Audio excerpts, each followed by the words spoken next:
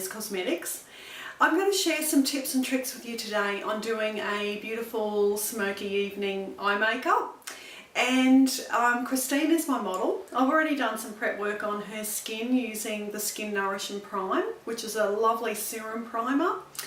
And also the loose mineral foundation I've applied to her skin, which is the Praline colour. We're going to get on to Christine's eyes. Just starting with the lighter colour first. I'm going to use this beautiful soft, more fluffy brush for the light tone that we're going to be using, which is the Moonstone. I always take a little bit from the pot and pat on the back of my hand.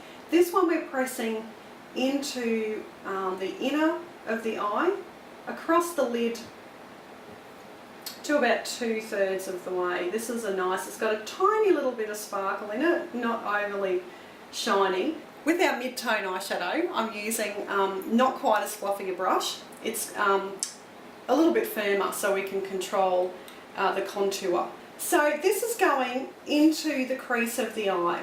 So Christine, if you open for me, if you're looking straight ahead, if you have difficulty finding this part of your eyelid, depending on your eye shape, sometimes even having your eye open and looking into the mirror while you apply it, you'll find it easier. So this is into the crease and slightly above. I always work from the outside in to about 2/3 of the way. My next colour is the Ember. Now this one is a beautiful rich chocolate charcoal, I guess is probably the best way to describe it. So coming back again in the crease, I'm going to start, I'm going to work that down in a bit more into the lid. Christine's got quite a nice full open eyelid to work with from the lashes to the crease, which gives you a really great base to be able to do that nice deep smoky look. So I'm actually going to bring that blending across the lid and blend it into the Moonstone.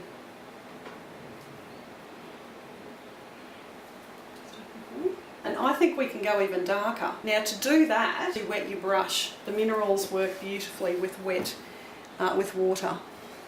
And you can see how much more intensity by doing that.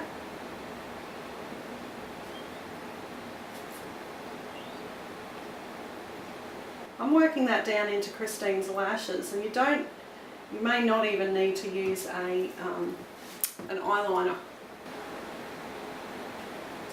Now I'm going to get, with my fluffy brush, I'm actually going to get a tiny little bit more of the Antique Rose,